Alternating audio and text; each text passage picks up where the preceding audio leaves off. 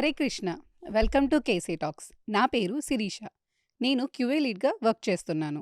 KC గారు చెప్పే మహాభారతాన్ని నేను రెగ్యులర్గా ఫాలో అవుతున్నాను. గత పాడ్కాస్ట్లో ఆది పర్వంలోని గరుడోపాఖ్యానం గురించి చాలా చక్కగా వివరించారు. కద్రువ నాగులకిచ్చిన శాపం ఏమిటి, వినత యొక్క దాసత్వాన్ని గరుత్మంతుల వారు ఏ విధంగా విముక్తి చేశారో తెలుసుకున్నాము. గరుత్మంతుల వారు శ్రీవారికి వాహనంగా మారే వరాన్ని ఎలా పొందారో తెలుసుకున్నాము. తర్వాత ఏం జరిగిందో కేసీ గారి మాటల్లో విందాము. హరే కృష్ణ. హరే కృష్ణ. గత పాడ్కాస్ట్లో గరుడోపాఖ్యానం గురించి సుతగోస్వామి సౌనకాది మునులకు వివరించారు. తర్వాత ఏం జరిగిందో తెలియజేయండి. ప్రీణయామో వాసుదేవం.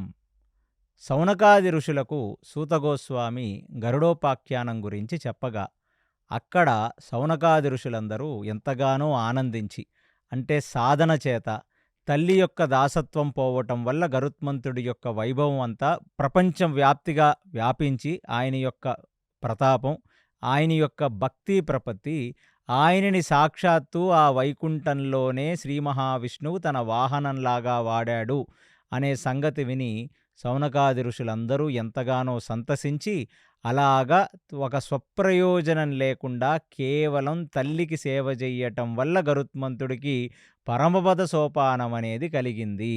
ఇది కూడా ఒక తాత్వికమైన విషయం. అంటే మన కళ్ళ ముందు కనబడే మాతృపితృలే మనకు దేవ సమానులు, దైవ సమానులు అనేది మనకు శాస్త్రం. అలాంటిది ఎటువంటి కోరిక లేకుండా కేవలం ఆ తల్లి యొక్క దాసత్వం నుంచి బయటపడేయాలి, తల్లిని ఈ దాసత్వంలోంచి విమోచనం కల్పించాలనే నిస్వార్థ ప్రయత్నంగా గరుత్మంతుడు పుట్టాడు, ఆ గరుత్మంతుడు బ్రతికాడు. ఆ గరుత్మంతుడి యొక్క కర్మాచరణకు ఎంతగానో ముగ్ధుడైన శ్రీ మహావిష్ణువు ఎంతగానో ఆనందించి ఆయనని తన వాహనంగా చేసుకున్నాడు. మళ్ళీ ఇక్కడ తాత్వికం ఏమిటి? ఆయన చేతిలోనే అమృత కలశం ఉంటే ఈ అమృత కలశం కోసమే ఆ దానవులు నిత్యం స్వర్గలోకం మీదకు దండయాత్ర చేస్తూనే ఉంటారు. అనాది కాలంగా జరుగుతుంది, ఇంకా అనాది కాలం జరుగుద్ది. ఎందుకంటే అక్కడ స్వర్గలోకానికి వెళితే స్వర్గలోకంలో బ్రతకాలంటే అక్కడ అమృతాన్ని సేవించాలి. ఆ అమృతాన్ని సేవించిన సురులకు ఎవరికి కూడా రోగాలు, రొష్టులు, బాధలు ఇలాంటివేవి ఉండవు. వాళ్ళ దేహం మొత్తం ఒక వజ్రదేహం అయిపోయి వాళ్ళు కేవలం సుఖానుభూతి మాత్రమే పొందుతారు. అసలు దుఃఖానుభూతి అనేది స్వర్గంలో ఉండదు. కాబట్టి ఆ స్వర్గానికి వెళ్ళాలి, అక్కడ అమృతాన్ని తస్కరించాలి, వాళ్ళు తాగాలనే విషయంగా ఆ దానవులు పదే పదే వస్తూనే ఉంటారు ఆ స్వర్గం మీదకి దండయాత్రకి. అలాంటి ఒక ఆ అమృత కలశాన్ని తన తల్లి దాసత్వం నుంచి బయటపడేద్దామని తీసుకున్న గరుత్మంతుడు కావాలంటే అమృతాన్ని ఎంతో కొంత తాగి ఉండొచ్చు. కానీ అక్కడ కూడా నిస్వార్థంగా అసలు అమృతాన్ని అనేది కేవలం కద్రూహ సంతానమైన ఈ నాగుపాములు అడిగాయి. కాబట్టి నేను కేవలం నా తల్లికి చేసే ఒక సేవ, నా తల్లికి చేసే ఒక కైంకర్యంగా నేను ఇది తీసుకువెళుతున్నానని స్వప్రయోజనాన్ని ఆయన ఉపేక్షించలేదు. కాబట్టి అందుకు శ్రీమన్నారాయణుడు తనని ఈ వాహనంగా చేసుకున్నాడనే ఒక వృత్తాంతానికి సౌనకాది ఋషులందరూ ఎంతగానో ముగ్ధులయ్యారు. ఇప్పుడు అడుగుతున్నారు, మరి అలాంటి ఒక ఉత్తమోత్తమ స్థితిని పొందిన గరుత్మంతుడు ఆ వైకుంఠానికి వెళ్ళిపోతే ఇక్కడ నాగుపాములు పరిస్థితి ఏమిటి, ఈ నాగజాతీయులు పరిస్థితి ఏమిటి అంటే అక్కడ సూతగోస్వామి మళ్ళీ ఈ కథని మనకు చెప్తున్నాడు. ఏమని చెప్తున్నాడంటే, ఆ నాగులలో 2 శ్రేష్టమైన నాగులున్నాయి.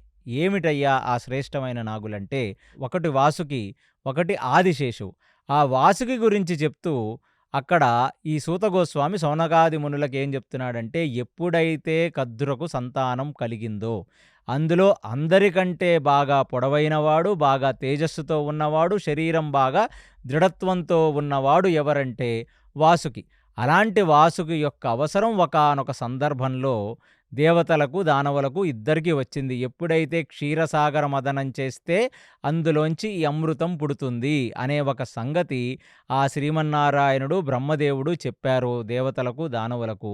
వాళ్ళిద్దరూ వచ్చి సామరస్యంగా అక్కడ మేరు పర్వతాన్ని తీసుకొని వచ్చి క్షీరసాగరంలో పెట్టి, అక్కడ ఆ మేరు పర్వతాన్ని పెట్టి వాళ్ళు చిలుకుతుంటే ఆ మేరు పర్వతం కూడా అందులోకి జారి పడిపోతే అప్పుడు సాక్షాత్తు నారాయణుడే కూర్మావతారాన్ని వెత్తి ఆ కూర్మము యొక్క అంటే తాబేలు యొక్క వెన్నుముక భాగంలో ఆ మేరు పర్వతాన్ని పేర్చి అక్కడ సముద్రమథనం చెయ్యవలసినది అని ఆదేశిస్తే, అక్కడ వాళ్ళు సముద్రమథనం చెయ్యటానికి వాళ్ళు పూనుకున్నారు. ఆ సముద్రమథనం చెయ్యటానికి వాళ్ళకొక పెద్ద తాడు గావాల్సి వచ్చింది. అప్పుడే గదా మనం కవ్వంతో చిలికితే ఎలాగైతే వెన్న బయటికొస్తుందో, అలాగ అందులోంచి అమృతం బయటికొస్తుంది.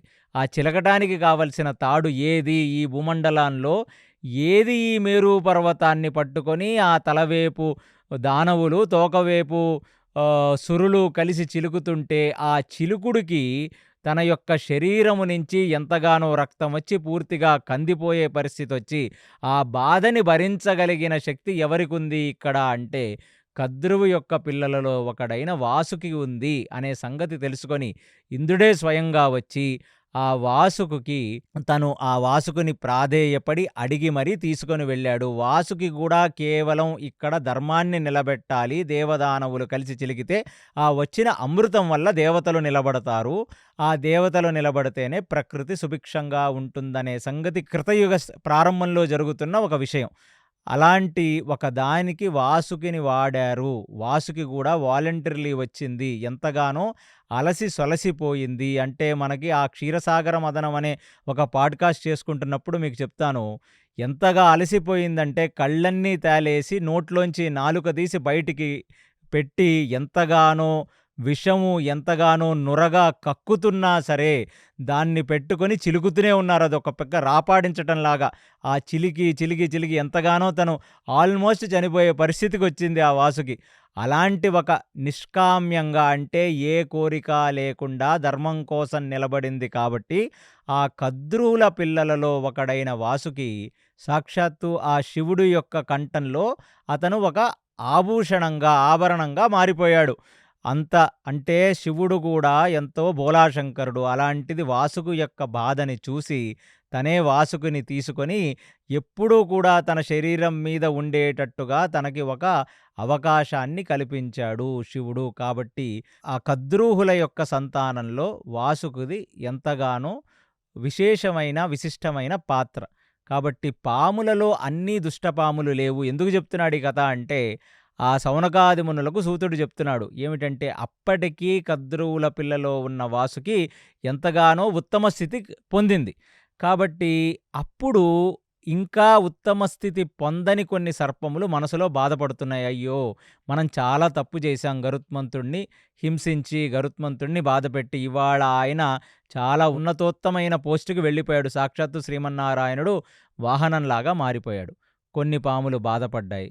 కొన్ని పాములు దిగాలు పడ్డాయి. కొన్ని పాములు పోతే పోయిందిలే మనం మాత్రం ఏం చేశాము, మన తల్లి చేసిన అంటే కద్రూహ చేసిన దాంట్లో మనం ఒక భాగం అయ్యాం తప్ప, మనం కావాలని చేసింది కాదులే అని వాటి సంజాయించుకున్నాయి. ఇదంతా జరుగుతుంటే ఇక్కడ ఆదిశేషువు కూడా కద్రూహ యొక్క సంతానమే.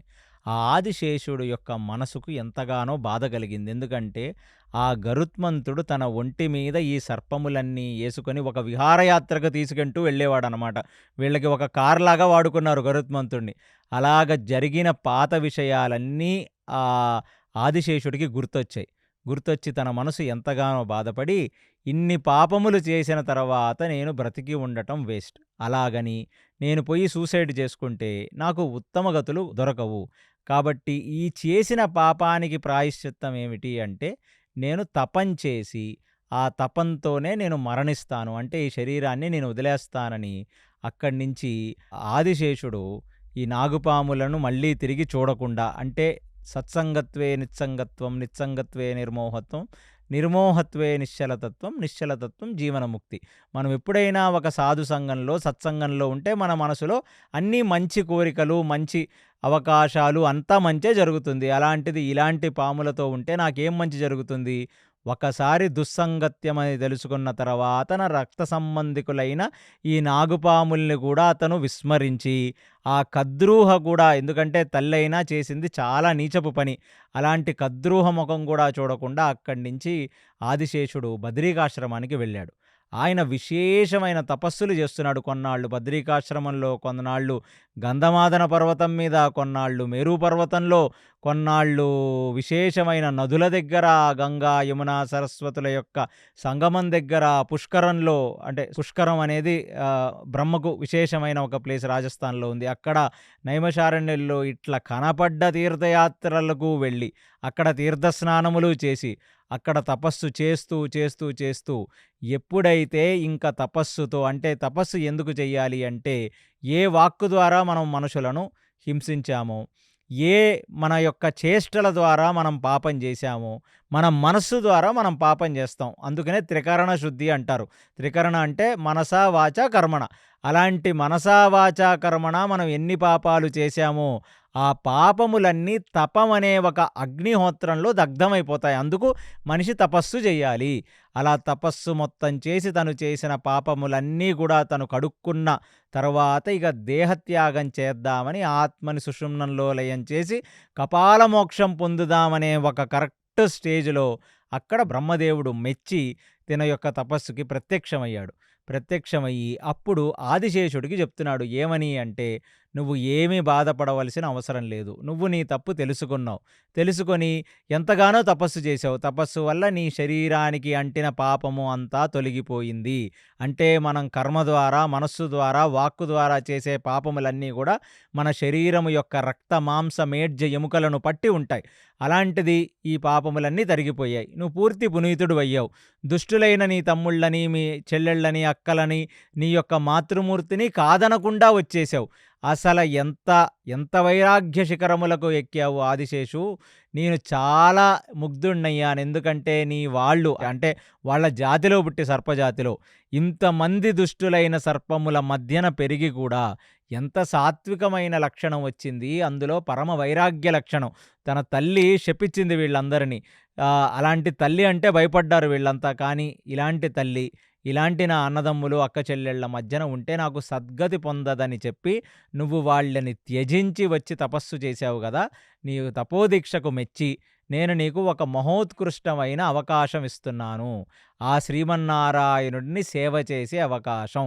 ఈ భూమిని నీ యొక్క పడగల మీద నువ్వు ఎత్తి నిలబెట్టి ఉండుగాక అని బ్రహ్మదేవుడు ఆదిశేషుకి వరాన్నిచ్చాడు. అంటే గరుత్మంతుడికి ఎలా అయితే అతను శ్రీ మహావిష్ణువు యొక్క వాహనం శ్రీ మహావిష్ణువు చేసుకున్నాడో, ఇప్పుడు బ్రహ్మదేవుడు ఆదిశేషుడికిచ్చిన ఒక పోస్ట్ ఏమిటంటే, భూమి మొత్తాన్ని తన పడగల మీద నిలబెడతాడు. భూభార హరణానికై వచ్చిన ఏ అవతారంలో అయినా భూమి కృంగటం అంటే, ఎప్పుడైతే భూమి భారంగా ఫీల్ అవుతుందో, అంటే మనం చేసే పాపములు, అంటే పాపిష్టి వాళ్ళందరూ శరీరము నిండా పాపం ప్రవేశించి, శరీరము నిండా పాపమే ప్రవహిస్తున్న వాళ్ళ రక్తనాడులలో ఆ మాంసపు మేడ్జలో పాపము నిండి శరీరం భారంగా అవుతుందో, అప్పుడు భూమికి మనం భారం అవుతాం. భూమి భారంగా ఫీల్ అయితే ఆదిశేషుడి యొక్క పడగ మీద ప్రెజర్ పడుతుంది. అప్పుడు ఆదిశేషుడు కుంగుతాడనమాట.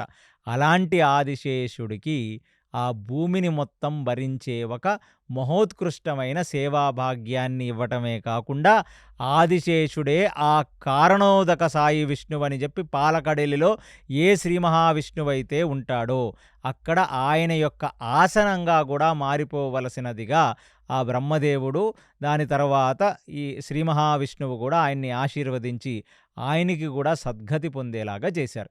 సో ఇక ఆదిశేషుడు చాలా వైరాగ శిఖరములు ఎక్కినవాడు కాబట్టి అతను కూడా భూమిని భరిస్తూ ఆ శ్రీ మహావిష్ణువు యొక్క ఆసనమైపోయి, ఆయన పవళించేటప్పుడు ఆయన పాన్పైపోయి సేవ చేసుకుంటూ ఎంతగానో తరిస్తున్నాడంటే, మనం ఎలాంటి కుటుంబంలో పుట్టినా, ఎలాంటి దుష్టుల మధ్యన పెరిగినా, మన సంస్కారములు మనం ఒక్కసారి హరిభక్తి చేసి హరికి పూర్తి శరణాగతి ప్రపత్తితో మెలిగి మన తప్పుని మనం తెలుసుకుంటే, ఏ కుటుంబంలో పుట్టినవాడు, ఎంత అధముల కుటుంబంలో పుట్టినవాడైనా వాడు శ్రీ మహావిష్ణువు యొక్క పాదాలకు చేరతాడనటానికి ఈ ఆదిశేష వృత్తాంతము జనాలందరికీ ఒక పెద్ద హేతుకారకము, జనాలందరికీ ఒక మెసేజ్ గివింగ్.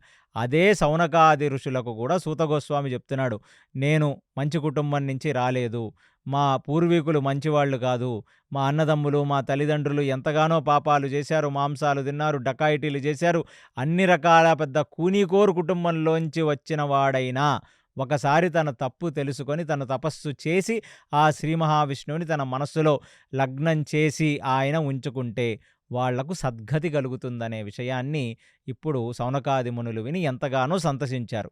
అలాగా సూతగోస్వామి చెప్తున్నాడు ఏమిటంటే, వాళ్ళ కద్రూహ సంతానంలో ఈ 2 కులతిలకాలున్నాయి. ఒకటి వాసుకి, ఆయన కైలాసంలో ఉంటాడు. శివుడి యొక్క జటాజూటం కింద ఆ మెడలో ఆయన ఫణి ఎత్తి ఆ మెడలో ఆయన తన యొక్క ఫణి ఎత్తి ఆయన ఉంటాడు ఆ శివుడి దగ్గర.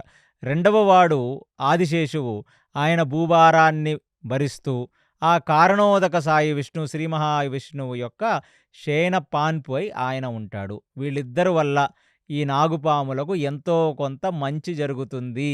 ఎందుకంటే ఒక వంశంలో ఒక ఉత్తముడు పుడితే ఆ వంశాన్ని ఆ ఉత్తముడే ప్రొటెక్ట్ చెయ్యగలడు. ఆ వంశాన్ని మొత్తం కూడా అతను ఈ పాపకర్మల నుండి ఆ దుష్టకర్మముల నుండి వాడు రక్షించగలడు. అలాంటి ఒక వృత్తాంతమే ఇక ముందు జరగబోతుంది అని ఇక్కడ చెప్తూ, ఇప్పుడు ఆ కద్రూహ యొక్క శాపం ఎప్పటికైనా నిజమయ్యే అవకాశం ఉంది. తల్లే శపించింది వీళ్ళని. ఎప్పుడు నిజమవుతుందనేది తీక్షణంగా గరుత్మంతుడు, తీక్షణంగా ఆదిశేషువు, తీక్షణంగా వాసుకి వీళ్ళు ముగ్గురు వెయిట్ చేస్తున్నారు. అలా చాలా కాలం గడిచింది. కృతయుగం గడిచిపోయింది. తర్వాత త్రేతాయుగం వచ్చింది. త్రేతాయుగం కూడా కొన్ని లక్షల సంవత్సరాలు గడిచిపోయింది. తర్వాత ద్వాపర యుగం వచ్చింది. ఆ ద్వాపర యుగాంతంలో ఆ వాసుకి ఎంతగానో కొంచెం మనసు ఖేదపడిన వాడై తన తమ్ముళ్లకు ఏదో ఒక మంచి చెయ్యాలి కాబట్టి ఒకరోజు వాసుకి వచ్చి కద్రువుల పిల్లలైన ఈ నాగుపాములకు చెప్తున్నాడు, మీకు గుర్తుందా, సృష్టి ఆరంభంలో మన తల్లి నాగజాతి మొత్తాన్ని శపించింది. అందులో 2 ఎక్సెప్షనల్. ఒకళ్ళు శ్రీ మహావిష్ణువు దగ్గర శరణాగతి పొందారు. ఇంకొకళ్ళు రుద్రుడి దగ్గర, సాక్షాత్తు శివుడి దగ్గర ఒకళ్ళు శరణాగతి పొందారు. మాకేమీ కాదు, నాకేమీ కాదు, ఆదిశేషుడికేమీ కాదు. మరి మిగతా మీరందరూ ఏం చేస్తున్నారు?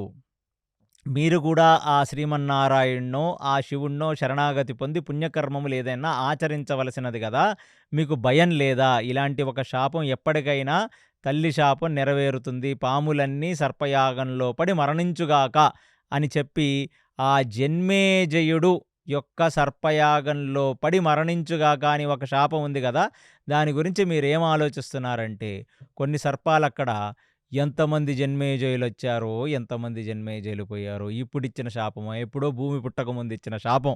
అలాంటిది కృతయుగం గడిచింది, ద్వాపర యుగం గడిచింది, త్రేతాయుగం అంటే ప్రతి కల్పానికి ఇవి 2 వేరువేరుగా వస్తాయి. ఒక కల్పంలో కృత, త్రయత, ద్వాపర, కలి. ఇంకొక కల్పంలో కృత, తర్వాత త్రయత, తర్వాత ద్వాపర, తర్వాత కలి. అలాంటిది ఇప్పుడు ఈ యుగం గురించి మనం మాట్లాడుతున్నాం కాబట్టి, ఈ కల్పం గురించి మనం మాట్లాడుతున్నాం కాబట్టి ఇక్కడ వరుస ఏమిటి? కృత, తర్వాత త్రయత, తర్వాత ద్వాపర, తర్వాత వచ్చే కలి. కలి ప్రారంభ దిశలో వాసుకితో మాట్లాడుతున్నారు వీళ్ళంతా.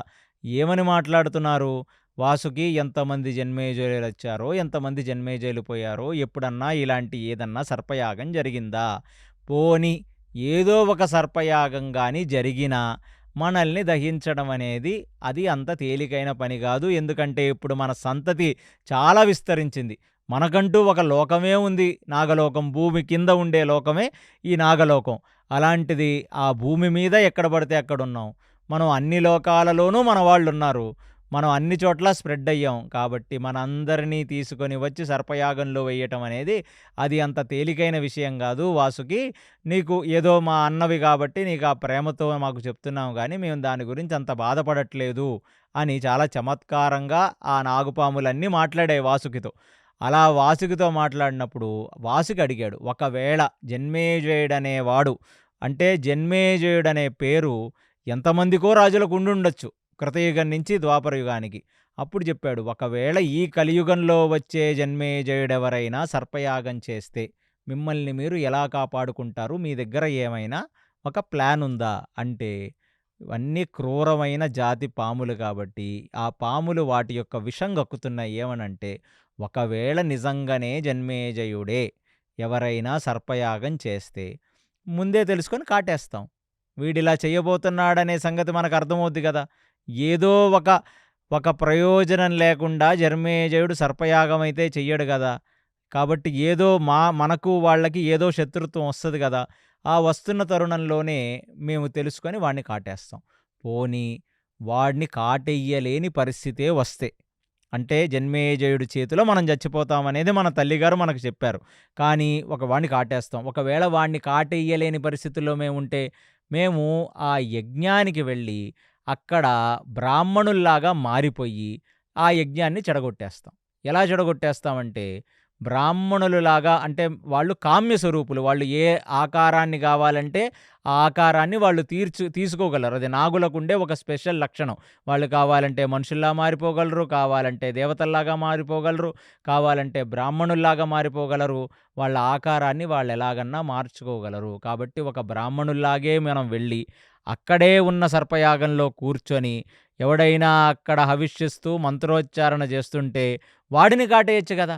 అక్కడున్న బ్రాహ్మణుల్ని కాటేయడం వల్ల కూడా సర్పయాగం ఆగిపోతుంది. ఒకవేళ జన్మేజయుడిని కాటెయ్యలేక, బ్రాహ్మణుల్ని కాటెయ్యలేక వాళ్ళంతా బ్రహ్మ తేజస్సుతో వెలిగిపోతుంటే, అక్కడ వాడే ద్రవ్యములున్నాయి గదా! నెయ్యి, సమిదలు, అక్కడ వాడే హవిష్షు, అక్కడ వాడే నైవేద్యానికి పెట్టే తిండి పదార్థాలలోకి మనం వెళ్ళి, అక్కడ పాకి మన విషం అక్కడ చిమ్మితే అవన్నీ వాళ్ళు యజ్ఞంలో వాడలేరు గదా! సో, మాకు కంప్లీట్‌లీ కాన్ఫిడెన్స్ ఉంది వాసుకి. నువ్వేమీ బాధపడక్కర్లా. ఏమిటంటే, మేము ఎలాగైనా జరుగుతున్న యజ్ఞాన్ని మేము ఆపగలం అని ఒక ప్రగల్భాలు పలికి ఓవర్ కాన్ఫిడెన్స్ చూపించారు వీళ్ళంతా. వీళ్ళ ఓవర్ కాన్ఫిడెన్సు ఎందుకంటే వాళ్ళు దుష్టాత్మలు. ఎందుకంటే ఒక పాముని మీరు చూడగానే మీ ఒళ్ళు జలజరించినట్టుంటుంది. అందుకనే పాములనేవి ఒక దుష్టాత్మలు. ఆ పాములనేవి అందులో సత్వగుణ సర్పాలు, దైవీ సర్పాలు కొన్నే ఉంటాయి. ఇలాంటివి ఏవి అంటే వాసుకి లాంటివి, ఆదిశేషుడు లాంటివి కొన్నుంటాయి. కానీ ఓవరాల్‌గా ఒక పాముని చూస్తే ఒళ్ళు జలజరిస్తుంది మనకి.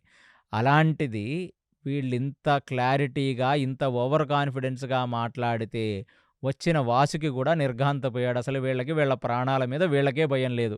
అదే దుష్టులకుండే ఒక ప్రత్యేక లక్షణం. అందుకే జెప్పాను ఈ కద్రుహ, వినత, గరుత్మంతుడు, సర్పముల యొక్క కథే మీరంతా రిలేట్ చేసుకుంటే మహాభారతంలో రిలేట్ అవుతుంది. ఇక్కడున్న సర్పములన్నీ కౌరవుల మనస్తత్వం లాంటివి. వాళ్ళు 100 మందున్నారు. ఏమీ భయం లేదు. ఏదో ఒకటి చేసి పాండవులని చంపేసి గెలవగలం అనే ఒక అపోహ. అలాంటి ఒక అపోహే ఇప్పుడు ఉన్న ఈ నాగుపాములది గూడా. పోన్లే ఎంతైనా ఈ కులంలో పుట్టాను. మీ తల్లి, నా తల్లి గూడా ఒకటే. కద్రుహే. కాబట్టి నేను మీకు ఏదో ఒక మంచి చేస్తానని చెప్పి, అక్కడ ఎన్నో రకాలుగా ఆలోచించి మానస అనే ఒక గొప్ప స్త్రీమూర్తి ఉంది. ఆ మానస అనేది ఒక సర్పం. ఒక ఆడ సర్పం. వాసుకి ఒక చెల్లిలాంటి సర్పం. అలాంటి మానసని తీసుకొనొచ్చి, నీ పేరు మానస అనేది మన తల్లి పెట్టిన పేరు. దానిని నేను మారుస్తాను. దానిని నేను మార్చి జరత్కారు అని చెప్పి నీకు నామకరణం చేస్తానన్నాడు. అనగానే అసలక్కడున్న సర్పములందరికీ అర్థం కాలేదు. ఏమిటో మా అన్నొచ్చాడు కైలాసం నుంచి. మాకన్నీ మంచి మాటలు చెప్పాడు. మాకు భయమే లేదని తెలుసుకున్నాడు. మానసను పిలిచాడు. జరత్కారు అని చెప్పి నామకరణం చేశాడు. ఇంతకీ నువ్వేం చేయబోతున్నావు అంటే, చాలా గొప్ప తపస్సు కలిగిన వ్యక్తి ఒకతనున్నాడు జరత్కారుడు అని. జరత్కారుడనే ఒక ఋషికి నేను మన చెల్లినైన మానసని, ఇప్పుడు పేరు మార్చుకున్న జరత్కారు అనే ఒక పేరు మార్చుకొని ఉన్న మానసని ఇచ్చి నేను పెళ్లి చేద్దాం అనుకుంటున్నాను అంటే, దానివల్ల ఏమిటి ప్రయోజనం అని అడుగుతాయి నాగులన్నీ. అప్పుడు అక్కడ వాసుకి చెప్తున్నాడు, ఇప్పుడు మీరే చూడవలసినది అని. ఇదిలా జరుగుతుండగా జరత్కారుడు మహా తపస్సు చేసుకొని నిత్యం ఆ బ్రహ్మములో రపించి, అంటే బ్రహ్మజ్ఞానాన్ని తెలుసుకున్నవాడు, తన తపోశక్తిని బాగా పెంచుకున్నవాడు జరత్కారుడు బ్రహ్మచర్యంలో ఆ గురువుగారి ఆశ్రమంలో ఉండి గురువుగారికి సుశ్రుత చేసి ఎంతగానో బ్రహ్మజ్ఞానాన్ని తెలుసుకున్నవాడు దీర్ఘకాలంగా బ్రహ్మచారిగానే మిగిలిపోయాడు. ఒకానొక రోజు ఆయన బ్రహ్మచారిగా మిగిలిపోయి, ఆ బ్రహ్మచారిగా వచ్చి తన సంధ్యావందనాది క్రియలు చేసుకుంటుంటే, ఒకానొక సరస్సు పక్కన ఉన్న ఒక చెట్టు కొమ్మల మీద కొందరు చాలా చిన్న చిన్న ఆకారాలలో వాలకిల్య ఋషులులాగా చిన్న చిన్న శరీరాలతో తల కిందలు పెట్టుకొని, ఆ తల కిందలుగా ఆ సూర్య రశ్మిని తింటూ వాళ్ళు ఎంతగానో బాధపడుతున్నారు. సేమ్ వాలకిల్య ఋషుల్లాగానే వాళ్ళు కూడా తలకిందలుగా కొమ్మల మీద నుంచి ఏలాడుతూ అక్కడ తపస్సు చేసుకుంటున్నారు. అది చూసి జరత్కారుడు అడిగాడు, ఏమిటి చాలా వింతగా ఉన్నారు, ఒక చిన్న తీగ మీద ఏలాడుతున్నారు, ఒక కొమ్మకు ఉన్న తీగ మీద వేలాడుతున్నారు, ఏమిటిది అంటే, మేమందరం కూడా ఒక ఒక వంశానికి చెందిన వాళ్ళం. ఆ వంశంలో మా తర్వాత వచ్చిన వాళ్ళు పెళ్ళిళ్ళు చేసుకోకపోవటం వల్ల, మాకు పితృతర్పణాలెవరూ ఇవ్వకపోవటం వల్ల మేమెంతగానో బాధపడుతున్నాం. మేము చేసిన గత జన్మల్లో చేసిన పాపముల వల్ల మేమెంతగానో బాధపడుతున్నాం. అలాంటిది ఇప్పుడు మా శరీరాలన్నీ చిన్నగయిపోయి, అంటే ఇవన్నీ సూక్ష్మ శరీరాలనమాట. ఈ శరీరాలన్నీ, ఎందుకంటే దేహం వదిలేసిన వాళ్ళు పితృవులు వాళ్ళంతా. ఈ శరీరాలన్నీ ఇంకా రోజు రోజుకి చిన్నదైపోతుంది. ఎందుకంటే తపోశక్తి లేదు. ఎవరు మాకు తర్పణాలు వదలట్లేదు. మా మా కులం ముందుకు వెళ్ళట్లేదు. మా యొక్క గోత్రము, మా యొక్క శాఖ ముందుకు వెళ్ళట్లేదు. కాబట్టి మేమందరం ఇక్కడ బాధపడుతున్నాం. మాట్లాడితే ఒక ఎలుక వచ్చి ఏలాడుతున్న ఈ తీగల్ని కొరికేద్దామని అనుకుంటుంది. అదే బ్రహ్మదేవుడు అని చెప్తున్నారు వీళ్ళు. ఆయనకి చెప్తున్న కథ. ఎప్పుడైతే ఎలుక పూర్తిగా ఈ తీగలను కత్తిరించేస్తుందో, ఇక మేము ఈ మాత్రం సాధన గూడా చెయ్యలేక ఆ నరకలోకాలలోకి మేము పడిపోతాం.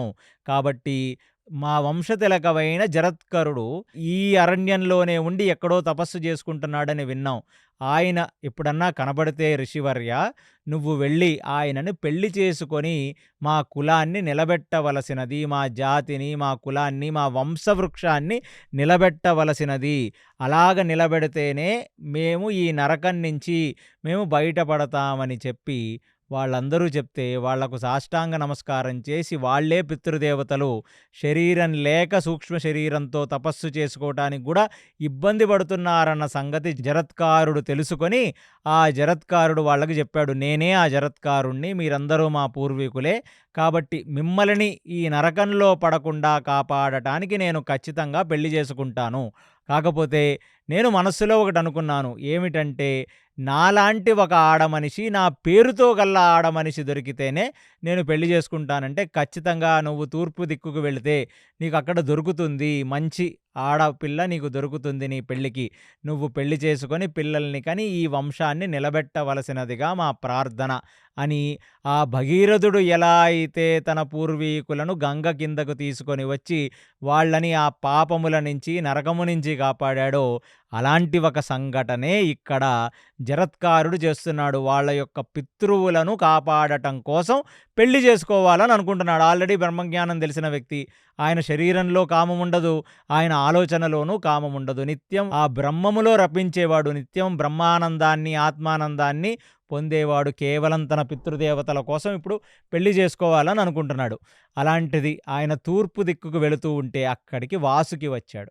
వాసుకి వచ్చి, నాయనా, మీ పితృదేవతల కోసం పెళ్లి చేసుకుందామని అనుకుంటున్న నీ బ్రహ్మచర్యానికి, నీ తపోశక్తికి, నీ కారుణ్యానికి నేను మెచ్చి నా చెల్లిని నీకిచ్చి పెళ్లి చేద్దామనుకుంటున్నానని చెప్పాను కదా. పాములన్నీ కూడా కామ్య రూపములు. ఏ రూపం కావాలంటే ఆ రూపంలోకి అవి మారిపోగలవు. ఒక అందమైన ఆడమనిషిని చూపించాడు. నా చెల్లి, ఈవిడ పేరు కూడా జరత్కరో అని చెప్పి నేనే నామకరణం చేశాను. నీకు పేరు మ్యాచ్ అయింది. నువ్వు నీ దగ్గర ఉన్న ఈ బ్రహ్మ తేజస్సుని తట్టుకొని నిలబడగలిగే మంచి పతివ్రతా శిరోమణిగా నా చెల్లి ఉంటుంది. కాబట్టి నా చెల్లిని నువ్వు పెళ్లి చేసుకోవలసినది అని వాసుకి కోరగా, జరత్కారుడు కూడా తన పూర్వీకుల కోసం, తన తాత ముత్తాతలు ఆ నరకలోకాల నుంచి కాపాడబడాలి అనే ఒక నిస్వార్థ కోరికకు ఇవాళ జరత్కరుని పెళ్లి చేసుకున్నాడు. వీళ్ళిద్దరూ కూడా ఎంతగానో ఒక ఆశ్రమవాసం చేసి, ఆ గృహస్థాశ్రమ నియమాలన్నీ పాటిస్తూ, ఆ హరికి ఆయన చేసే ప్రతి సేవ, ఆయన చేసే ప్రతి కార్యం, ఆయన చేసే ప్రతి తపస్సుని ఆ హరి యొక్క చరణారవిందములకు అర్పిస్తూ, జరత్కారిణి ఇద్దరూ కలిసి చాలా మంచిగా అక్కడ బ్రతుకుతూ ఉన్నారు. ఒకానొక రోజు ఆవిడికి గర్భం దాల్చింది ఆవిడ. ఈయన యొక్క తేజస్సు ఆవిడిలో ఉంది. అది గమనించాడు జరత్కారుడు. గమనించగానే ఆయన యొక్క మనోనేత్రములతో, ఆయన దివ్యదృష్టితో చూస్తే అసలు వాసుకి, తర్వాత వచ్చిన జరత్కారిణి, దాని తర్వాత అక్కడున్న పూర్వీకులైన వాళ్ళ పితృదేవతలు అందరూ ఎందుకు ఈ పెళ్లి చేశారో ఆయనకి అర్థమైందంటే, లోక కళ్యాణానికై ఒక కొడుకు పుట్టాలి. అందుకనే జరత్కారిణి యొక్క కడుపులో ఆస్తిక ఋషిని చూశాడు. ఆయన యొక్క తేజస్సు, ఇతనెంత బ్రహ్మజ్ఞానం కలిగినవాడో ఆ ఆస్తిక ఋషి కూడా అంతే బ్రహ్మజ్ఞానం కలిగినవాడు. ఆ ఆస్తిక ఋషిని చూసి, ఇక నా ధర్మం అయిపోయింది, నేను బ్రహ్మచర్యంలోంచి గృహస్థాశ్రమంలోకి వచ్చి ఒక ఆడ మనిషికి నేను ధర్మబోధ అంతా చేసి తనకి ఒక ఉత్తమ సంతానాన్ని నేనిచ్చి ఇప్పుడు నేనిక్కడి నుంచి సన్యాసాశ్రమం తీసుకొని వెళ్ళిపోవాలని అనుకున్నాడు. దానికి ఒక కారణం చెప్పటానికి కేవలం ఒకరోజు సంధ్యావందనాది క్రియలు చెయ్యాల్సిన ఆ సాయంకాలం సంధ్య సమయంలో ఆయన పడుకుంటుంటే, అక్కడ ఆయన అగ్నికార్యం చెయ్యాలి, సంధ్యావందనం చెయ్యాలి, పూజ చెయ్యాలి. అలాంటివి ఏమీ చెయ్యకుండా ఆయన పడుకున్నాడు కాబట్టి, ఆయనను లేపాలా వద్దా, లేపాలా వద్దా అనే మానసిక సందిగ్ధ స్థితిలో ఉన్న జరత్కారుని ఇగ ధర్మం కోసం ఆయన లేపచ్చని చెప్పి ఆయన్ని లేపితే, అక్కడ భార్యకు చెప్పాడు. "ఎందుకు లేపావంటే సంధ్యా సమయం అయిపోవస్తుంది. అందుకనే మీరు మీ అగ్నికార్యం, మీ సంధ్యావందనం చేసుకుంటారేమో అని చెప్పి నేను లేపాను" అని చెప్పగా, అప్పుడు జరత్కారుడు చెప్తున్నాడు, "అమ్మా నేను బ్రహ్మ తేజస్సు కలిగిన వాడిని. నేనెప్పుడూ కామము దృష్టితో ఉండను. అంటే నిద్రలో కూడా నేను భగవంతుణ్ణి మరిచిపోలేను. నిద్ర అనేది కేవలం నాకు కాదు.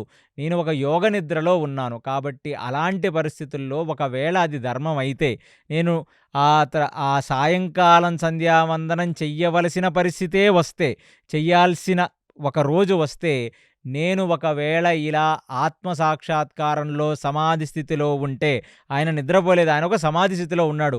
ఉంటే సూర్యుడు కూడా ఆయన యొక్క సంధ్యా సమయాన్ని పోస్ట్‌పోన్ చేసుకుంటాడు. అంటే ఈయన ఆ సమాధి స్థితి నుంచి బయటికి వచ్చి, మళ్ళీ ఆ సంధ్యావందనం చేసే వరకు సూర్యుడు అస్తమించడు. అలాంటిది నేను అంత మహోత్కృష్టమైన సాధనాపరుణ్ణని తెలిసి కూడా, నేను పడుకుంటే ఒక నిమిషం ఆలోచించవచ్చు. అయ్యో! ఈ ప్రతిరోజు త్రికాల సంధ్యావందనాలు చేసే, తూచా తప్పకుండా టైంకి లేసే నా భర్త ఇవాళ పడుకున్నాడు. లేదా ఏదో ఏమి చెయ్యకుండా అలా ఉన్నాడంటే, నువ్వు ఆలోచించకుండా నన్ను లేపావు. కాబట్టి ఈ ఒక్క రీజన్‌తో నువ్వు నీ పుట్టింటికి వెళ్ళిపోవలసినది, మీ అన్నగారైన వాసుకి దగ్గరికి వెళ్ళిపోవలసినది, నాగలోకానికి నువ్వు వెళ్ళిపోవలసినది. నేను మళ్ళీ నా ఆత్మ సాక్షాత్కారానికై నేను సన్యాసాశ్రమం తీసుకొని వెళ్ళిపోతానంటే జరత్కారిణి ఎంతగానో బాధపడింది. అయ్యో! తను వల్ల తన భర్త బాధపడ్డాడని. అప్పుడు ఆ భర్త అయిన జరత్కారుడి దగ్గర తీసుకొని, నీ పెళ్లి నాతో చెయ్యటమే ఒక లోక కళ్యాణానికై. మనకు పుట్టిన పిల్లవాడు నాగుపాములకు మేనమామవుతాడు. వాడే ఈ నాగుపాములను రక్షిస్తాడు. కాబట్టి నీ జన్మ సార్థకమయ్యింది. ఆ వాసుకి అనుకున్నట్టుగానే నువ్వు ఆ కులంలో పుట్టావు కాబట్టి, నీకు పుట్టిన కులతిలకమే ఇప్పుడు ఆ నాగుపాములందరినీ రక్షించే ఒక పెద్ద మహర్షి అవుతాడు. పుట్టబోయే ఆస్తికుడు నిన్ను అన్ని రకాలుగా చూసుకుంటాడు. నీకు బ్రహ్మజ్ఞానం, నీకు కావలసినవన్నీ కొడుకు రూపంలో ఇచ్చేశాడాయన. కొడుకు రూపంలో నా సమస్త శక్తి నా కొడుకైన ఆస్తికుడిలో ఉంటుందని చెప్పి, ఆయన ఆ మేరు పర్వతం వైపుకి వెళ్ళిపోయాడు జరత్కరుడు. ఇక ఆ నిండు గర్భంతో తను కూడా తన పుట్టింటికి వెళ్ళిపోయింది. వెళ్ళిపోయిన తర్వాత అక్కడ ఆస్తికుడు పుట్టాడు. ఆస్తికుడు పుట్టతంతో ఈ నాగుపాములు అంటే వాళ్ళ మేనమామలు, మేనత్తలు కూడా ఎంతగానో ఆనందపడి ఆస్తికుడిని ఎంతో అపురూపంగా చూసుకున్నాయి. ఆ ఆస్తికుడు బయటికి వచ్చినప్పుడు, ఆ జరత్కారుని యొక్క గర్భం నుంచి బయటికి వచ్చినప్పుడు బ్రహ్మ తేజస్సుతో వెలిగిపోతున్నాడంట. అంటే ఏదో ఒక సుఖబ్రహ్మ గర్భం నుంచి బయటికి రాగానే అతను వెలిగిపోతున్నట్టుగా ఈ ఆస్తిక మహర్షి అలా వెలిగిపోతున్నాడు. కానీ పాములకు అప్పటి వరకు నిజంగా ఆస్తికుడే వీళ్ళని ఈ మరణం నుంచి కాపాడతాడనే సంగతి ఇంకా ఎవ్వరికీ తెలీదు. కేవలం వాసుకికి, కేవలం జరత్కారిణి అంటే వాసుకి యొక్క చెల్లి తనకి, ఆ జరత్కారుడికి తెలిసింది. ఇప్పుడు పుత్రబీజం ఉండటం వల్ల వాళ్ళ పూర్వీకులు కూడా కాపాడబడ్డారు. ఇక కామ్యం వల్ల ఏమి కోరిక? కోరికలకు ఒక అంతుంటుందా? ఎన్ని కోరికలు మనం కోరినా ఇంకా కొన్ని కోరికలు మన మనసులో వస్తూనే ఉంటాయి. ఆయన త్యజించి గృహస్థాశ్రమాన్ని త్యజించి ఆయన సన్యాసి అయిపోయాడు. ఇక్కడ ఆస్తికుడు కూడా చాలా అద్భుతంగా పెరుగుతున్నాడు. ఇక్కడ ఆస్తికుడి ప్రస్తావన వచ్చి శౌనకాది ఋషులకు చెప్తున్నాడు. అసలు ఆస్తికుడి యొక్క బ్రహ్మ తేజస్సు చూసి ఎవరైనా సాష్టాంగ నమస్కారం చేయవలసినదే. ఆస్తికుడు భూమండలంలో నడిస్తే ఏ రాజ్యానికి చెందిన రాజైనా ఆయనకి మోకరిల్లిన వాడే. ఎందుకంటే ఆయనలో అంత బ్రహ్మ తేజస్సు ఉంది అని చెప్పి, ఆ సర్పయాగానికి కాపాడటానికి వచ్చిన ఆ ఆస్తికుడి యొక్క వైభవం చెప్తూ ఇప్పుడు శౌనకాది ఋషులకు ఇప్పుడు అసలైన జన్మేజయుడు కథ నేను చెప్తాను. ఇప్పుడు నీవెక్కడి నుంచి వస్తున్నావు, ఎక్కడ విన్నావి మహాభారతం అంటే, నేను ఇంత పెద్ద ఉపోద్ఘాతం చెప్పాను కదా, ఆ భృగు మహర్షి ఆ భృగు మహర్షి యొక్క భార్య పేరు పౌలోమ. భృగు మహర్షికి పౌలోమకి పుట్టిన కొడుకే చవనుడు. చవనుడు పెళ్లి చేసుకుంది సుకన్య. చవనుడికి సుకన్యకి పుట్టిన పిల్లడే ప్రమతి. ఆ ప్రమతిని పెళ్లి చేసుకున్న ఒక అప్సరా స్త్రీయే ఘృతాచి. ఆ ప్రమతినికి ఘృతాచికి పుట్టిన వాడే రూరుడు. ఆ రూరుడు పెళ్లి చేసుకున్న భార్య పేరే ప్రమధ్వర. ఆ రూరుడికి ప్రమధ్వరకి పుట్టిన వాడివే నువ్వు సౌనక ఋషి.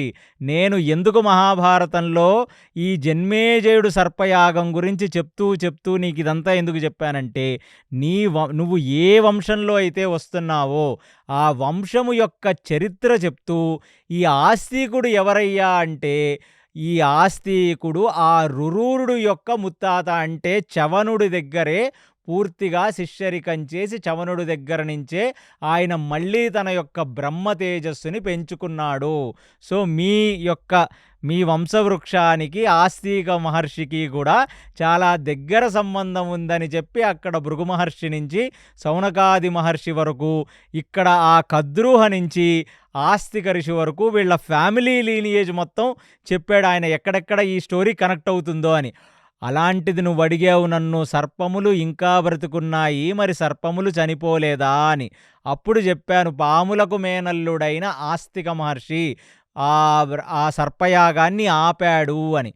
ఇప్పుడు నీకు అసలు జన్మేజయుడు కథ చెప్తాను నీకు. ఒక రాజు, చక్రవర్తి, భూమండలంలో ఉన్న అందరు జీవులను ఒకేలాగా పాలించవలసిన వ్యక్తి, ఎవరి పట్ల కూడా కార్పణ్యం, తారతమ్యాన్ని చూడని వ్యక్తి, అందరినీ వాత్సల్యంగా చూచుకోవలసిన వ్యక్తి, ఒక జాతిని నాశనం చేసేసి పాముల మొత్తాన్ని చంపేద్దామనుకున్నాడు అంటే అది కేవలం కద్రూహ యొక్క శాపం వలనేనా అంటే ఖచ్చితంగా కాదు. కద్రూహ శాపానికి ఒక కారణం కావాలి. కద్రూహ ఏమని చెప్పింది పిల్లలకి, మీరు సర్పయాగంలో పడి చనిపోతారని. వాడేమన్నా పిచ్చిరాజా, పిచ్చి యజ్ఞాలు చేసి సర్పజాతి మొత్తాన్ని నాశనం చేద్దామని అనుకోవటానికి. కాబట్టి అసలు జన్మేజయుడు మనస్సు మార్చడానికి వచ్చిన ఉత్తంకుడు. నేను ఫస్ట్లో చెప్పా, ఉత్తంకుడు జన్మేజయుడి దగ్గరికి వచ్చాడని.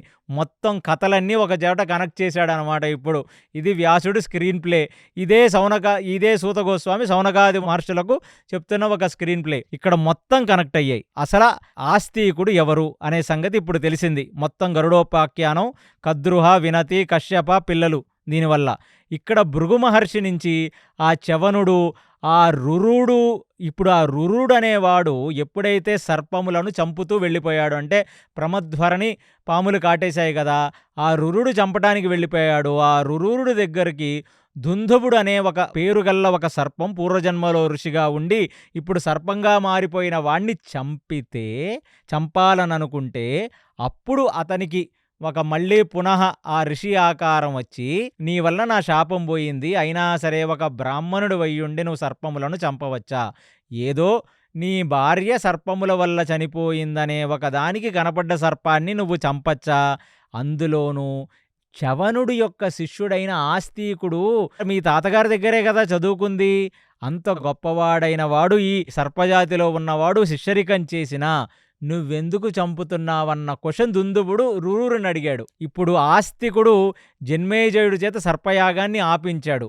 ఇక్కడ సూతగోస్వామి సౌనకాది ఋషులకు ఇప్పుడు చెప్తున్నాడు అసలు ఏం జరిగింది, ఎందుకు జన్మేజయుడు అలా ప్రేరేపితుడయ్యాడు ఇదంతా చెయ్యాలి అని. ఇప్పుడు ఆ జన్మేజయుడి యొక్క సర్పయాగం గురించి చెప్తూ సూతి చెప్తున్నాడు సౌనకాది ఋషులకు. ఏమిటంటే, అసలు ఉతంకుడు వచ్చి జన్మేజయుడి చేత సర్పయాగం చేయించేటట్టుగా ఎట్లా మాట్లాడాడనేది ఇప్పుడు మీకు ఫ్లాష్ బ్యాక్ చెప్తాను నేను. ఏమిటంటే, ఒక రాజు పిచ్చివాడు కాదు. ఏ ఋషి వచ్చి, ఏ ముని వచ్చి ఇలాంటి ఒకటి చేద్దాం, సర్పయాగం చేసి ఉన్న పాములన్నిటినీ చంపేద్దామంటే తల ఊపటానికి. దీని వెనకాల ఎంతో బలమైన కారణం ఉంటే తప్ప పరీక్షితుడు కొడుకైన జన్మేజయుడు అంత ధర్మప్రభువు ఇలాంటి ఒక పని చేయడు. ఇప్పుడు మీకు చెప్తాను ఎలాగా ఏమిటి అనేది. సో ఉతంకుడు వెళ్ళి, నన్ను ఇలా తక్షకుడు మోసం చేశాడు, కర్ణకుండలములను దొంగతనం చేశాడు. ఎందుకు ఆ కర్ణకుండలములను దొంగతనం చేశాడు తక్షకుడు అంటే, నాగలోకానికి తీసుకువెళ్ళి అక్కడ నాగలోకంలో ఈ ఈ కర్ణకుండములుంటే అక్కడ సుభిక్ష ఉంటుంది. తన తమ్ముళ్ళు, తన చెల్లెళ్ళందరూ బాగుపడతారనే ఒక స్వార్థంగా తక్షకుడు తస్కరించి తీసుకువెళ్ళాడు. దానివల్ల ఉతంకుడు గురుదక్షిణ తీర్చలేని పరిస్థితిలో ఉంటే సాక్షాత్తు అగ్నిదేవుడు, ఇంద్రదేవుడే వచ్చి ఉతంకుడికి హెల్ప్ చేశారు. ఆయన లాంటి ఒక బ్రహ్మ తేజస్సుగా ఉండి కఠినంగా బ్రహ్మచర్యం పాటించి గురువు దగ్గర సుశ్రుత చేసిన వాడికే గురుదక్షిణ చెల్లించటం ఇంత కష్టమైతే సామాన్యమైన జనులను తక్షకుడు ఎన్ని రకాలుగా బాధిస్తాడో అనే ఒక సంగతిని తెలుసుకొని తక్షకుడు లాంటి సర్పం మళ్ళీ భూమి మీద ఉండకూడదు. అసలు తక్షకుడు ఏ లోకంలోనూ ఉండకూడదు.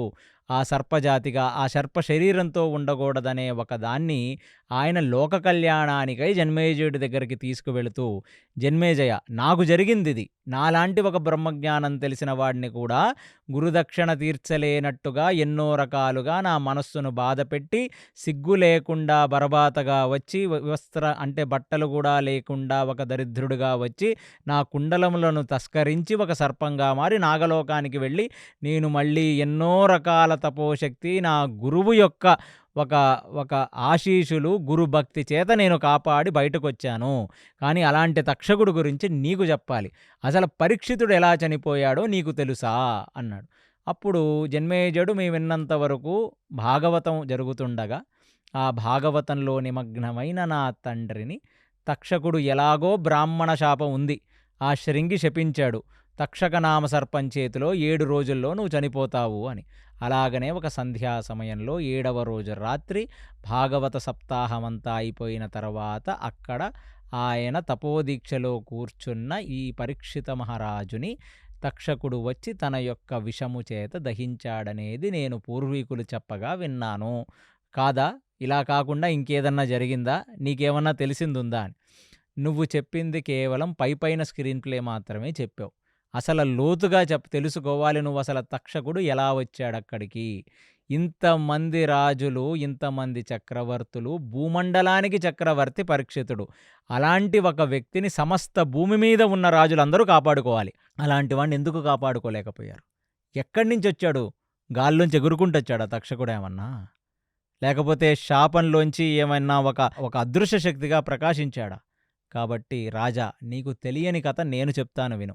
నీ తండ్రైన పరీక్షితుడు ఎప్పుడైతే ఆ జరాసంధుడి యొక్క కిరీటాన్ని పెట్టుకొని అక్కడ అన్ని రకాలుగా రాజ ఆభూషణాలన్నీ వేసుకొని ఎప్పుడైతే శమిక ఆశ్రమానికి వెళ్ళాడో, నీ తండ్రి ఈ కలియుగాన్ని శాసించి కలియుగం కేవలం 4 దుష్ట స్థానాలలో ఒక మంచి స్థానం ఏమిటంటే, ఎక్కడైతే అమితంగా బంగారం ఉంటుందో అక్కడ ఉండవచ్చును అని నీ తండ్రి కలిని ఆదేశించినందుకు కలి కూడా పరీక్షితుడు లాంటి రాజు ఇంకా భూమిని ఏలతే నా ప్రభావాన్ని నేను పూర్తి రకంగా చూపించలేను.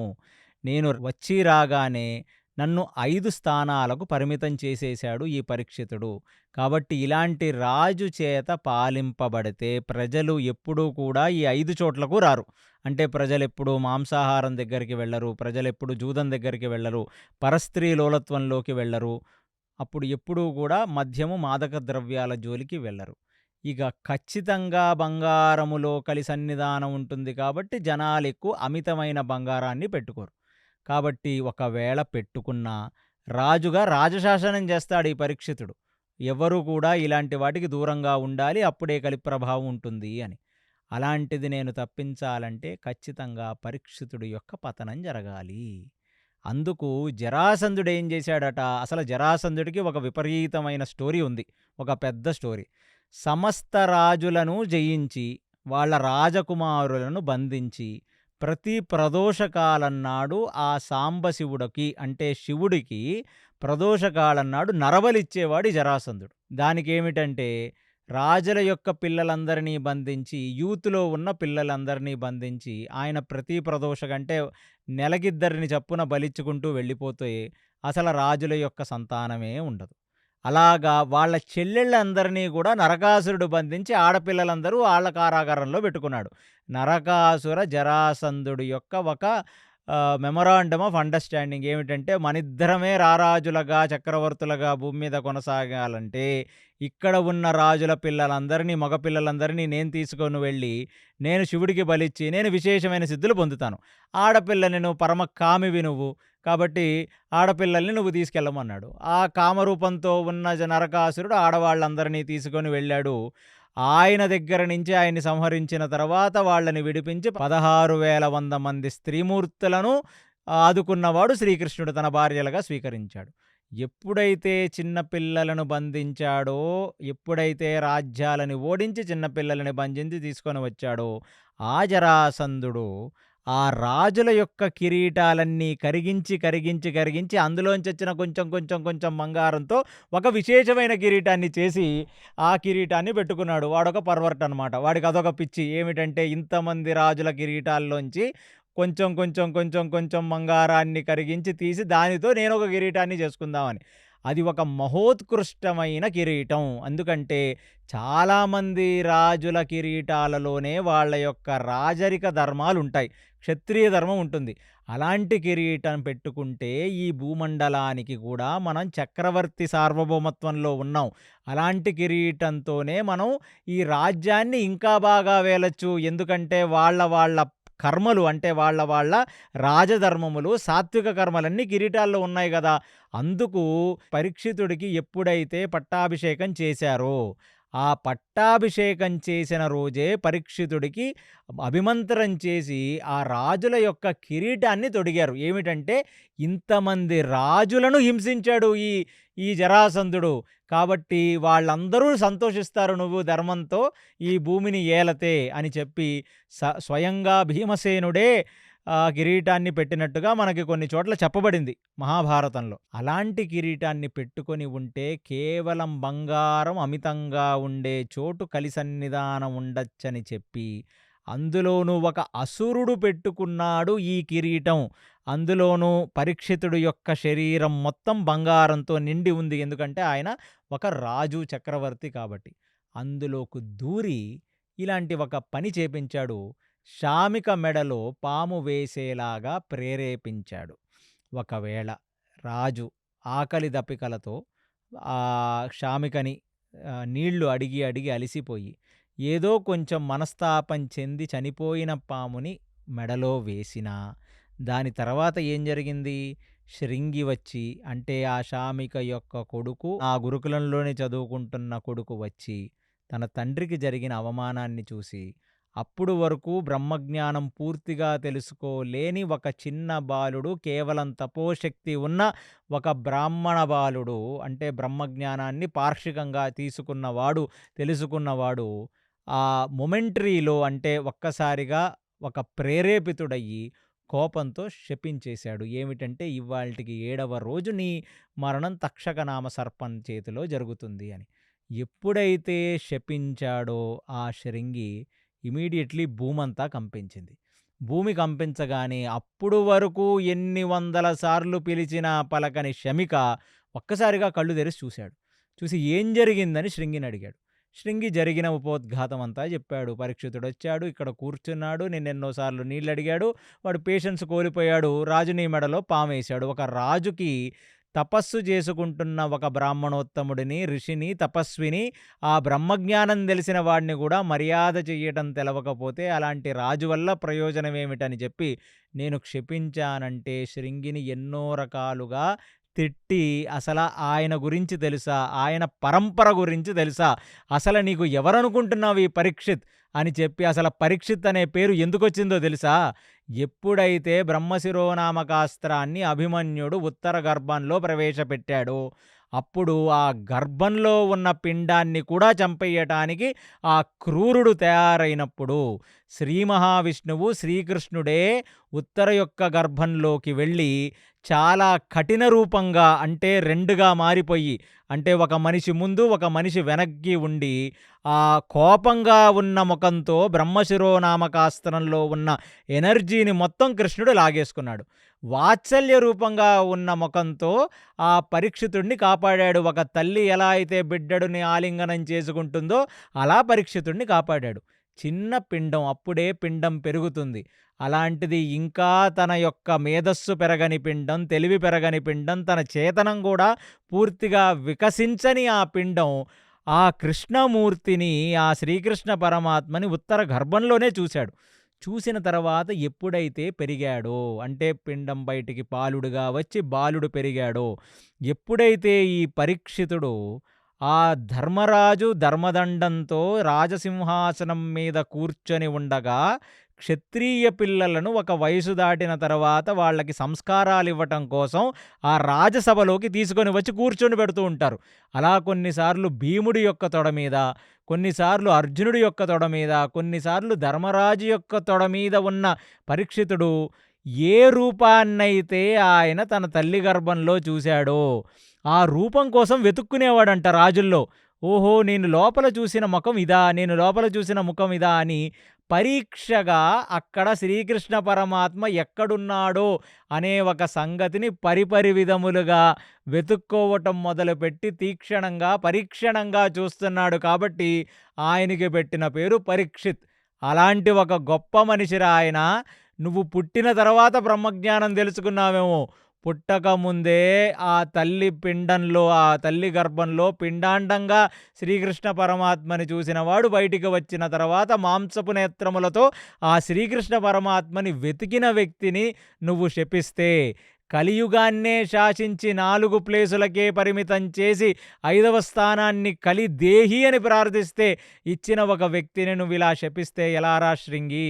నీకు ఎలారా బ్రహ్మజ్ఞానం పూర్తిగా వచ్చేది? కేవలం నీకు బుక్ నాలెడ్జ్ ఉందే తప్ప నీకు రియల్ నాలెడ్జ్ లేదు అని చెప్పి నువ్వు ఈ శాపాన్ని ఉపసంహరించుకోవలసినది అని అడిగితే, శృంగి ఎన్నో రకాల ప్రయత్నాలు చేశాడు అలాంటి శాపాన్ని ఉపసంహరించుకుందామని.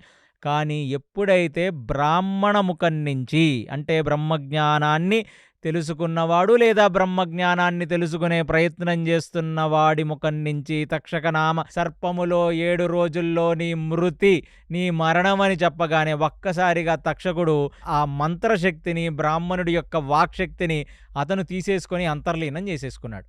అంటే తక్షకుడిలో ప్రవేశపడిపోయింది ఇది ఖచ్చితంగా జరగాలని.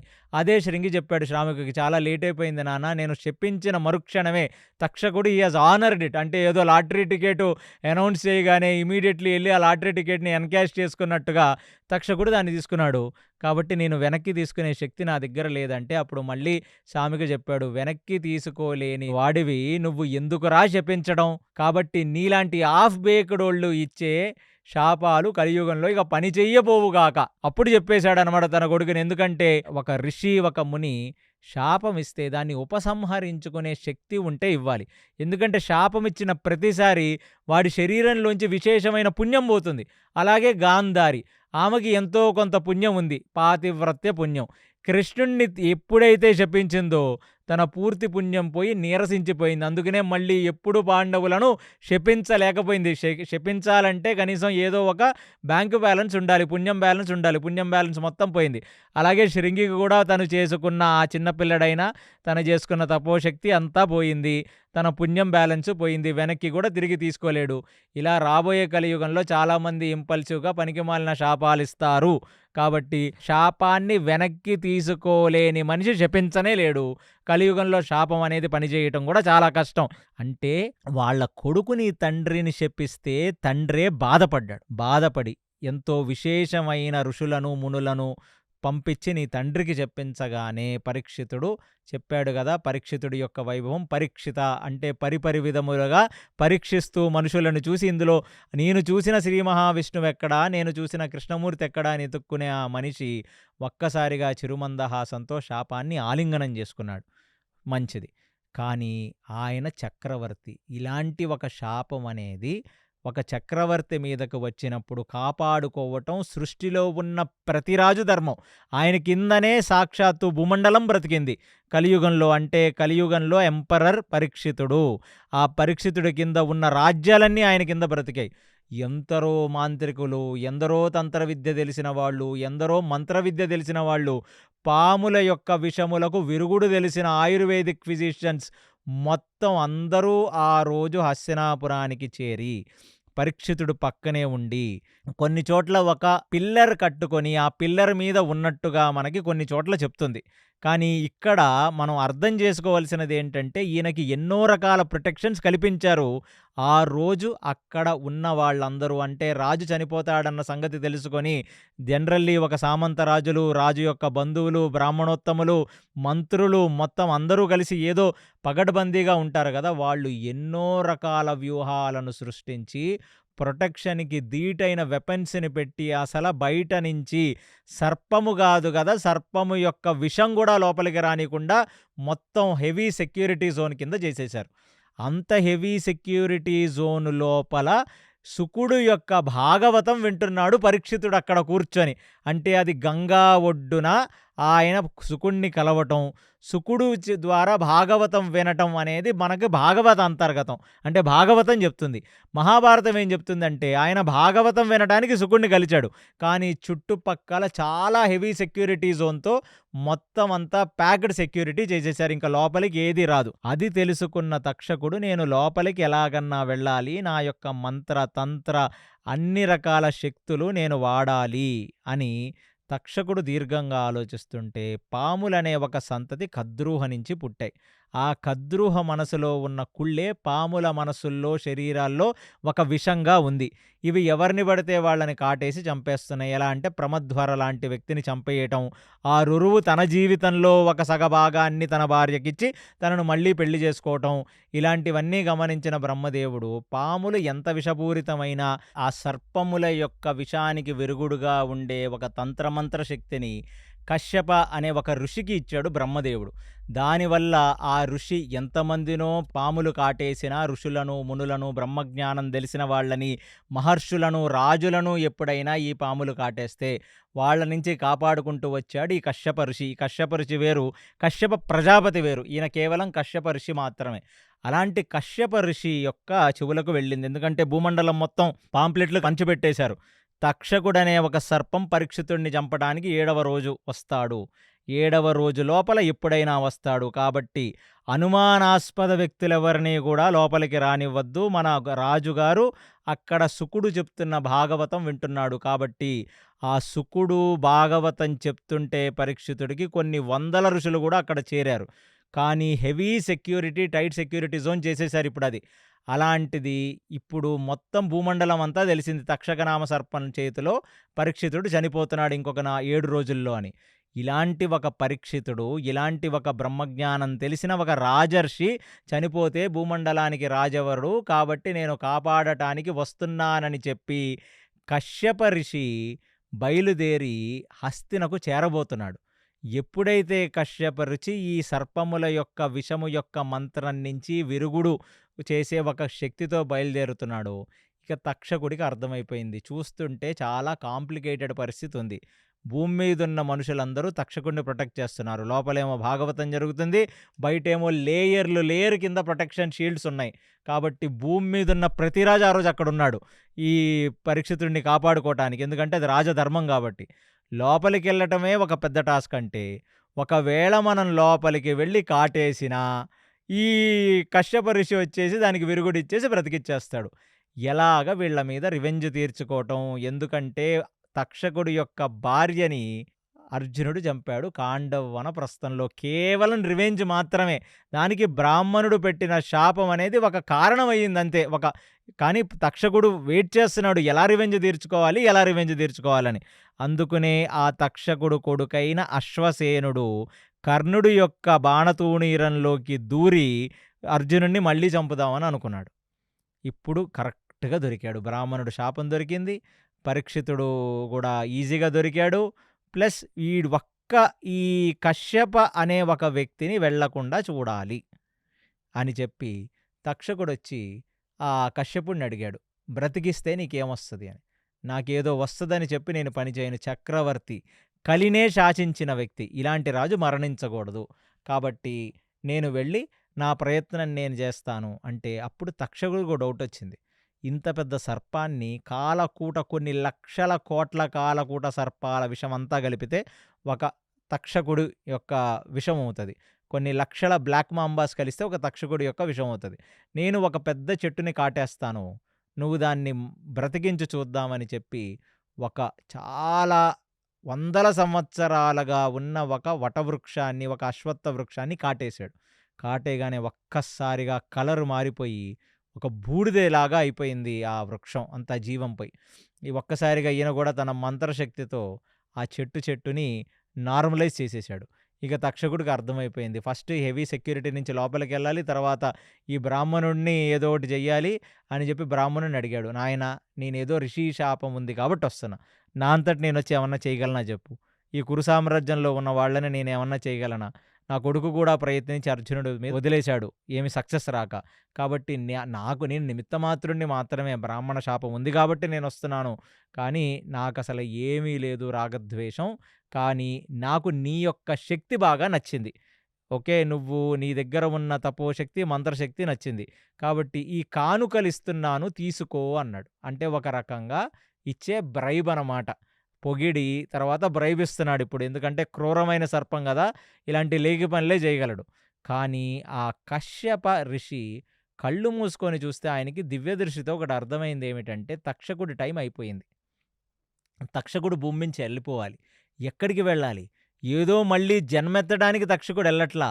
భాగవతం మొత్తం విని సాక్షాత్తు వైకుంఠానికి వెళ్ళిపోయే సమయం వచ్చేసింది. ఆయనకి మోక్షం అనేది ఇంకో 7 రోజుల్లో దొరుకుతుంది. కాబట్టి అతననుకున్నాడు మోక్ష సాధన అంటే మోక్షానికై వెళ్ళిపోతున్నాడు. అంతేగాని ఏదో దేవతా స్వరూపమో లేకపోతే ఇంకొక జన్మో ఎత్తట్లేదతను. జన్మరాహిత్యం పొంది వెళ్ళిపోతున్నాడు. పోవటం మంచిదే గదా!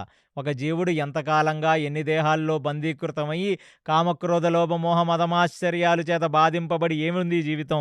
కాబట్టి మంచిది. అలాంటి సుఖబ్రహ్మ లాంటి గురువు దొరికాడు. ఆయన నోట భాగవతం వింటాడు. మోక్షానికి వెళ్ళిపోతాడు. కాబట్టి ఏమీ మాట్లాడకుండా ఆ తక్షకుడు ఇచ్చిన డబ్బుని తీసుకొని వెళ్ళిపోయాడు. ఆ తక్షకుడిచ్చిన బంగారాన్ని తీసుకొని కశ్యప ఋషి వెళ్ళిపోయాడు. వెళ్ళిపోగానే తక్షకుడు ఎంతగానో ఆనందించాడు. హమ్మయ్య! అసలు వీళ్ళని డబ్బుతో కొనలేమనుకున్నాం. కానీ వీడు భలే పడ్డాడు. అంటే అక్కడ తక్షకుడు లాంటి మందబుద్ధికి అర్థం కానిదేంటంటే, ఎప్పుడైతే ఆయన తన యొక్క మనోదృష్టితో చూశాడో ఆయనకి అర్థమైపోయింది. మోక్షానికి వెళ్ళిపోతుంటే మనం ఆపడమేముంది? వీడొక కారణం అవుతాడు శరీరాన్ని దహించడానికి అని ఆయన డబ్బు తీసుకొని ఆయన వెళ్ళిపోయాడు. వీడు చాలా ఆనందపడిపోయాడు. ఆహా! అని. ఇప్పుడు వెళ్ళి చూడగానే మల్టీ లేయర్స్‌లో ఒక పెద్ద సెక్యూరిటీ జోన్ ఉంది. సెక్యూరిటీ జోన్ ఉంటే ఇప్పుడు ఏం చెప్పాడంటే, ఇప్పుడు అక్కడ చాలామంది బ్రాహ్మణోత్తములు, సాధు పుంగవులు, ఋషులు, తపస్సులు అక్కడ ఉన్నారు. కాబట్టి నాగలోకం నుంచి కొన్ని బాగా జిత్తుల మారి పాముల్ని పైకి రప్పించాడు. వచ్చాయి. వాళ్ళందరినీ మీరు మళ్ళీ బ్రాహ్మణ వేషధారణలో మీరు మారిపోండి అన్నాడు. ఎలా మారిపోవాలంటే తేజస్సుతో కూడిన బ్రాహ్మణ వేషాల్లోకి మారిపోవాలి. మారిపోయి వేదము చాలా మంచిగా చదువుతూ జనాలకు అర్థం కానట్టుగా మీరు లోపలికి వెళ్ళండి. వెళుతున్నప్పుడు కొన్ని పళ్ళని తీసుకొని వెళ్ళండి. ఆ పళ్ళని తీసుకొని వెళుతున్నప్పుడు ఏం చెప్తారంటే, మేము అగ్నిహోత్రానికి వాడిన పళ్ళివి. అంటే మేము మా తపోసాధనకి వాడిన పళ్ళివి. కాబట్టి ఈ పళ్ళని తీసుకొని మేము లోపలికెళ్తున్నాం అనండి. బ్రాహ్మణోత్తములు అందులో మొఖాలు తేజస్సుగా వెలిగిపోతున్న వాళ్ళు, అందులోనూ పాములు చెప్పాను గదా! కామ్య రూపములు. ఏ అవతారం ఏ రూపాన్నైనా అవి తీసుకోగలవని అని చెప్పి మీరు వెళ్ళండంటే, అప్పుడు వాళ్ళందరూ గూడా ఆ పళ్ళని తీసుకొని బ్రాహ్మణులుగా మారిపోయి సర్పములన్నీ లోపలికి వెళ్ళాయి. లోపల ఏం జరుగుతుంది? పెద్ద భాగవత సప్తాహం జరుగుతుంది. శుకుడు చెప్తున్నాడు, పరీక్షితుడు వింటున్నాడు. దానితో కొన్ని వందల మంది అక్కడ వచ్చిన సాధు పుంగవులందరూ వింటున్నారిది. అలాగా ఈ పాములన్నీ కూడా ఆ తేజోవంతమైన బ్రాహ్మణులుగా మారిపోయి కొన్ని పళ్ళని తీసుకొని వెళ్ళి అక్కడ ఉన్న వాళ్లకు ఋత్విక్కులకి ఇచ్చారు. ఏమనంటే, ఈ పళ్ళన్నీ కూడా మేము మా యొక్క యజ్ఞానికి వాడిన పళ్ళు. ఈ భగవత్ ప్రసాదం. కాబట్టి ఎంతో తీక్షణంగా పరీక్షితుడు భాగవతం వింటున్నాడు. అది కూడా 7 రోజుల్లో చచ్చిపోతాడని చెప్పి తన శరీరం మీద కూడా వ్యామోహం లేకుండా వింటున్నాడు. ఆకలి దప్పికలను తన కాళ్ళ కింద తొక్కి వింటున్నాడు.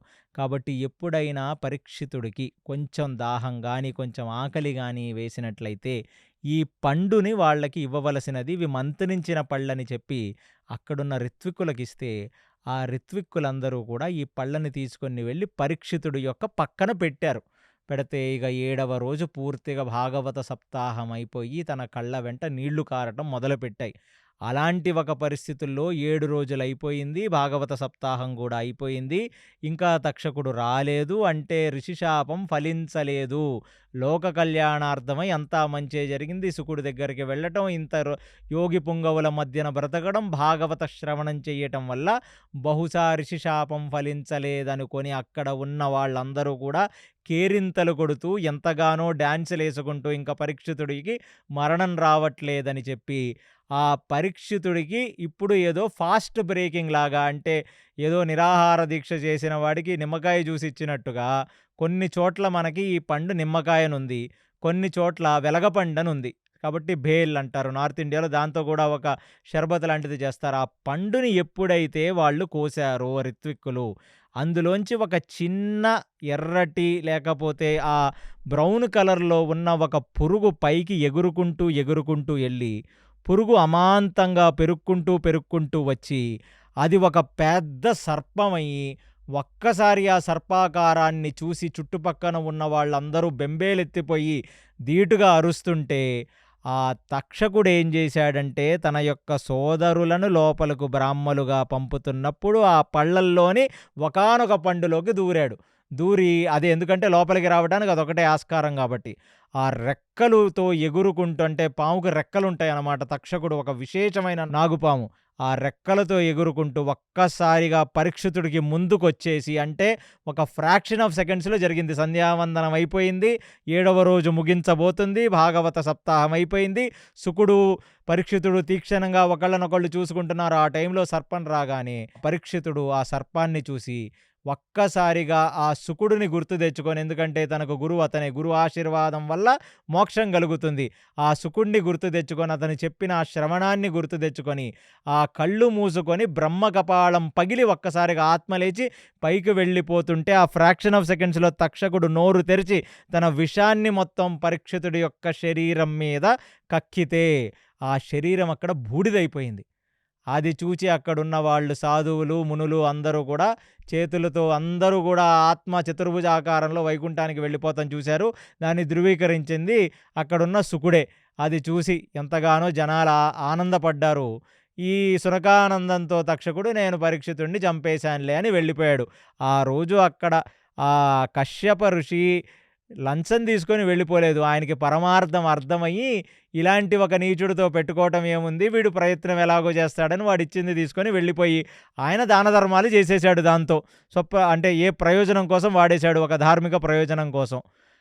అస్సల మీ తండ్రిని చంపటం వెనకాల ఇంత హిస్టరీ జరిగింది తప్ప నువ్వు అనుకుంటున్నట్టు భాగవత సప్తాహం అయిపోతే శుకుడు భాగవతం చెప్తున్నట్టుగా ఏదో ఎవరూ ఏమీ చెయ్యకుండా లోపలికి వచ్చేసి తక్షకుడేమి రాయల్‌గా నడుచుకుంటూ వచ్చేసి ఏమి మీ నాన్నగారిని చంపలేదు నాయన, దీని వెనకాల ఇన్ని టాక్టిక్స్ జరిగాయి.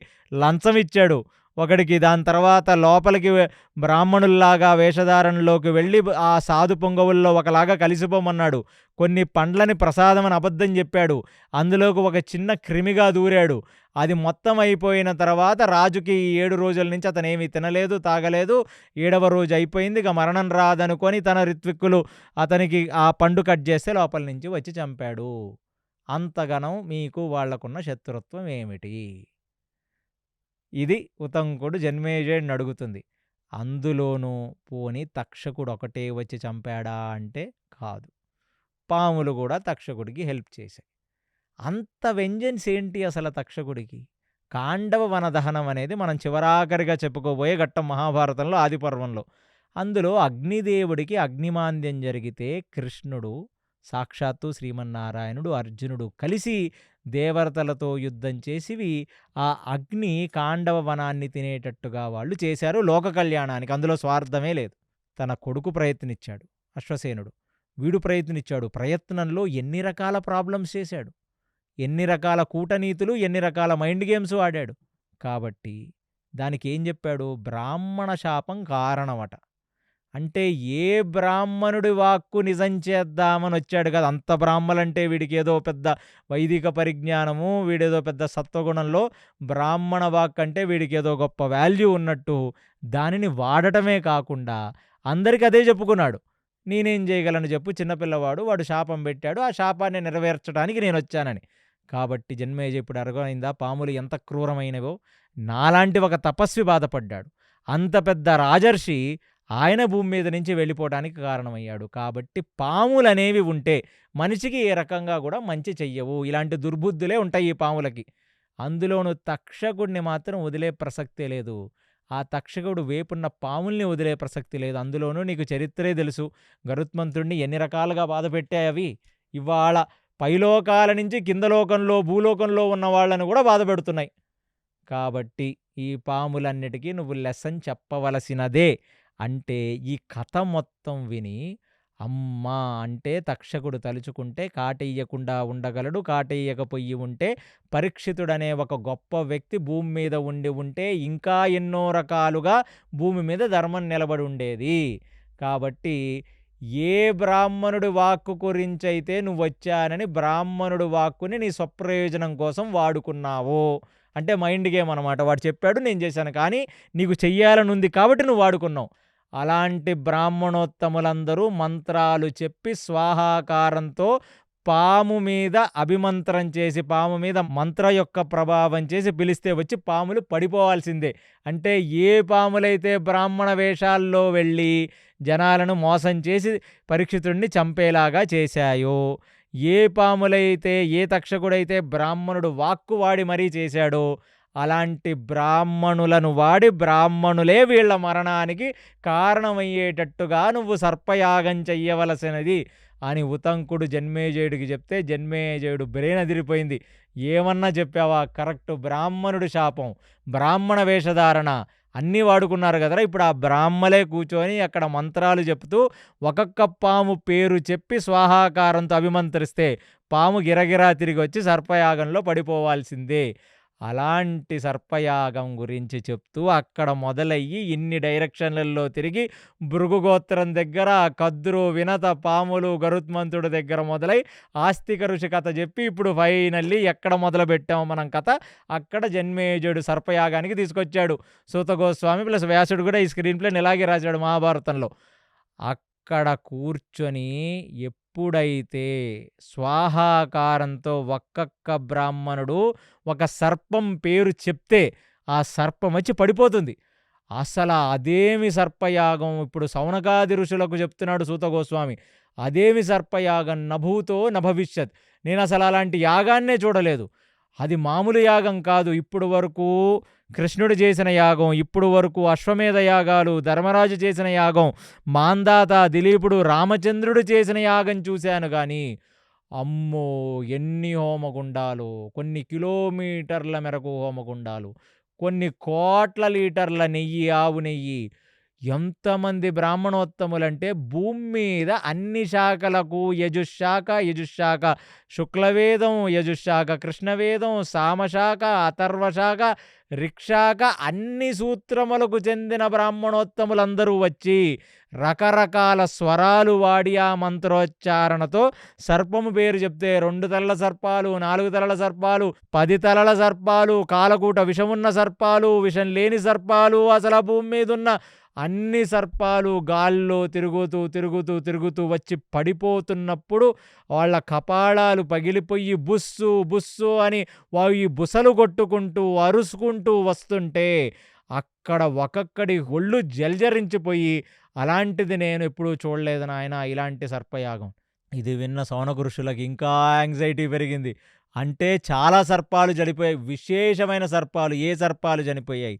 ఎప్పుడైతే వాసుకి వచ్చి ఒరేయ్ కృతయుగంలో శపించిందిరా తల్లి, ఏం చేస్తున్నారా? ఎప్పుడైనా జన్మేజయుడు వస్తాడురా, సర్పయాగం చేస్తాడురా, మరి మీరు ఏం చేస్తున్నారంటే ఏం చెప్పాయి?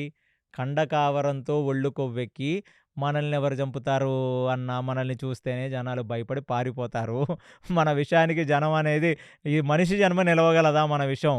కాబట్టి నువ్వు అనవసరంగా ఎక్కువ చేస్తున్నావు. ఒకవేళ అలాంటి పరిస్థితి వస్తే మేము బ్రాహ్మలుగా మారిపోతాం, మేము ద్రవ్యాల్లోకి దూరుతాం, మేము బ్రాహ్మల్ని చంపేస్తాం అని అంటున్న సర్పాలన్నీ ఇవాళ గాల్లో తేలిపోతూ గుండ్రంగా తిరుగుతూ, కొన్ని నాగలోకం నుంచి, కొన్ని పైలోకం నుంచి, కొన్ని కుడి, ఎడమ, దక్షిణ, ఉత్తర భాగాల్లోంచి పాములు అలా వచ్చేసి బుసలు కొడుతూ ఆ సర్పయాగంలో పడిపోయి మండుతుంటే, ఆ మండుతున్న ఫ్లేమ్స్ అన్నీ పైకి ఇలా కొడుతుంటే తక్షకుడికి వణుకొచ్చేసి వాడు ప్యాంటు తడిపేసుకొని వెళ్ళి ఇంద్రుడి దగ్గర కూర్చొని, ఇంద్రా నేను ఎంతగానో నీకు స్నేహితుడిని, ఎందుకు ఇంద్రుడి స్నేహితుడని అదొక కథ.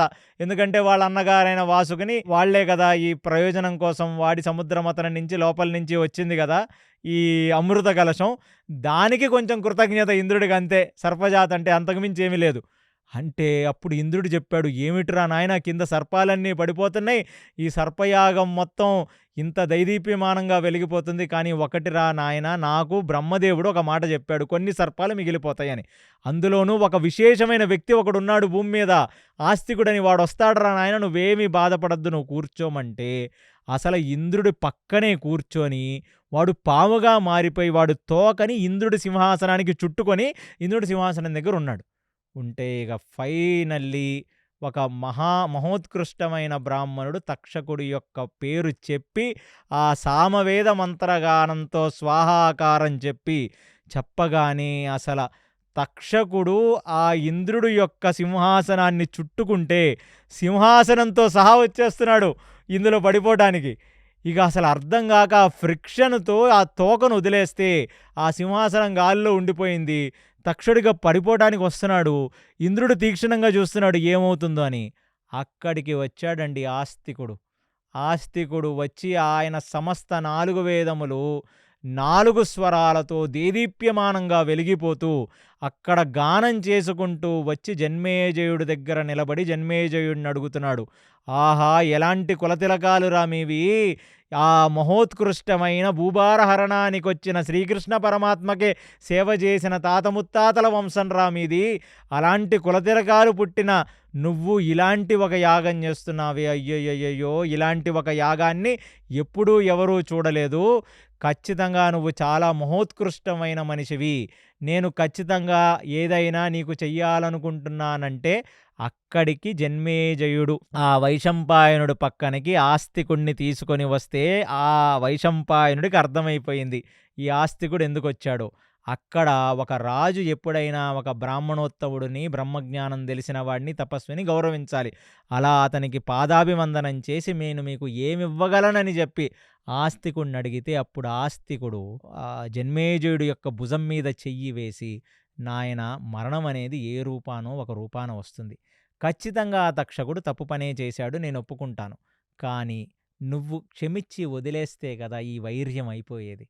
ఏదో వాళ్ళ తల్లి చనిపోయిందని అశ్వసేనుడు తక్షకుడు రివెంజ్ తీర్చుకోవడానికి చెయ్యరాని పని చేశారు, కాబట్టి నేను వాళ్ళల్లోంచి వచ్చిన ఒక సంతానాన్ని, నేను జరత్కరుడు అనే ఒక మహర్షి ప్లస్ మానస జరత్కరిణి అనే ఒక సర్పానికి పుట్టిన వాణ్ణి, కాబట్టి నేను ఖచ్చితంగా పాముల యొక్క బాధ్యత తీసుకుంటాను, అవి ధర్మంగా ఉండేటట్టుగా నేను చూసుకుంటాను, కాబట్టి మా మేనమావలని రక్షించటం అనే ఒక దానం నాకు ఇవ్వవలసినది అని ఆస్తికుడు కోరతే జన్మేజయుడు కూడా ఈ రివెంజ్ వల్ల జరిగేదేమీ లేదు, పాములకి ఎన్నో రకాలుగా కొన్ని లక్షల పాములు చచ్చిపోయాయి, వాటికి బుద్ధొచ్చింది, వాళ్ళ మైండ్లో ఫియర్ సైకాసిస్, ఆ భయం అనేది వాటికి ఉంది, ఇంకొకసారి తప్పు చేయవు, అందుకనే ఆస్తిక మహర్షి కూడా చెప్పాడు, అవి ఏమీ చెయ్యకుండా నేను చూసుకుంటానని. అందుకనే కలియుగంలో ఇప్పటికీ కూడా మీరెప్పుడన్నా ఒక అరణ్యంలో కానీ ఒక వనంలో కానీ పాములు మీ ఇంటికి వచ్చినప్పుడు కానీ లేకపోతే ఏదైనా విషసర్పాలు తిరుగుతున్న చోట కానీ ఆస్తిక మహర్షిని గుర్తు తెచ్చుకున్నా, ఈ కథ గుర్తు తెచ్చుకున్నా, ఆస్తిక మహర్షికి ఒక విశేషమైన మంత్రం ఉంది, అది జపించిన ఆ సర్పము మిమ్మల్ని కాటెయ్యదు అనేది ఎందరో మహానుభావుల యొక్క ప్రజ్ఞలో ఉంది, వాళ్ళు ప్రాక్టికల్గా దీన్ని అనుభవించి మనకు చెప్పారు.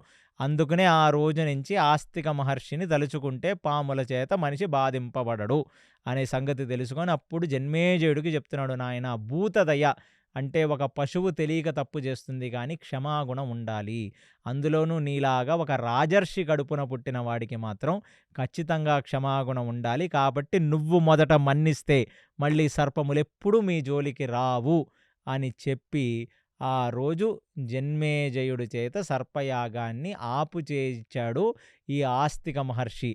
అందుకు నేను మీ యొక్క భృగు పరంపర అంటే సౌనకాది ముని యొక్క భృగు పరంపర, అక్కడ చవన ఋషి, ఆయన శిష్యుడైన ఆస్తికుడు కద్రూహ, వినత, సర్పములు, గరుత్మంతుడు, తక్షకుడు ఇత్యాది విషయములన్నీ నేను చెప్పకపోతే మీకు ఈ కథ పూర్తిగా అర్థం కాదు. కాబట్టి నేను మీ అందరికీ చెప్తున్నాను. ఇలాగా ఆ రోజు ఆ సర్పయాగం మధ్యలో ముగిసిపోవటం వల్ల ఇంకా కొన్ని సర్పాలు ఈ ప్రపంచంలో మిగిలిపోయాయి. అదే కాకుండా అక్కడ మహాభారతం అనే ఒక మహోత్కృష్టమైన గ్రంథాన్ని అక్కడ వైశంపాయనుడు జన్మేజయుడికి చెప్పాడు. కాబట్టి జన్మేజయుడు మనసులో మారు హృదయం పొందినవాడై ఆస్తికుడు చెప్తే విన్నాడు. కాబట్టి ఎక్కడ మహాభారతం వింటారో అక్కడ ధర్మం నిలబడుతుంది. కాబట్టి శౌనకాది ఋషులారా, ఏ సత్రయాగం అయితే 12 సంవత్సరాలు చేద్దామని మీరు కూర్చున్నారో ఆ సత్రయాగం ముందు నేను చెప్తున్న మహాభారతాన్ని, వ్యాసహృదయాన్ని, ఆ గణపతి స్వయంగా తన చేతులతో రాసిన మహాభారతాన్ని మీరందరూ కూడా వింటే మీ మనసుల్లో ధర్మం నిలబడి ఈ యజ్ఞం చెయ్యటం వల్ల భూమికి ఎంత లాభం చేకూరుతుందో నాకు తెలియదు కానీ మహాభారత మహాయజ్ఞం అనే ఒక యజ్ఞం, శ్రవణ రూప యజ్ఞం, అది మీరు వినటం వల్ల ఈ భూమి మీద ధర్మం, మీ మనసుల్లో భగవత్ సంకల్పం, మీ హృదయాలలో శ్రీకృష్ణ పరమాత్మ పట్ల భక్తి ప్రపత్తి వచ్చి మీరు బ్రహ్మ సాధనలో, యోగ సాధనలో, ఆత్మ సాధనలో, మోక్ష సాధనలో ఒక మెట్టు పైకి వెళతారు. అంటే లోక కళ్యాణం జరుగుతుంది, స్వకల్యాణం జరుగుతుంది, మనిషి మోక్షకారకుడవుతాడనే సంగతి మహాభారతం లోపల నెక్స్ట్ భాగాన్ని మనం తెలుసుకోవటానికి నెక్స్ట్ పాడ్కాస్ట్లోకి వెళదాం. సో కృష్ణాయ వాసుదేవాయ హరయే పరమాత్మనే ప్రణత క్లేశనాశాయ గోవిందాయ నమో నమః. సర్వం శ్రీకృష్ణార్పణమస్తు. హరి ఓం. విన్నాం కదండి సౌనకాది మహామునులకు సుతకోస్వామి భృగు మహర్షి యొక్క సంతతి గురించి, కద్రువు ఇచ్చిన శాపాన్ని అస్తికముని జనమేజయుడు చేస్తున్న సర్పయాగాన్ని ఎలాగైతే నిలిపివేశారో మనము చక్కగా కేసీ గారి మాటల్లో విన్నాము. తర్వాత ఏం జరిగిందో నెక్స్ట్ పాడ్కాస్ట్లో విందాము. అంతవరకు stay tune to KC talks. Hare Krishna.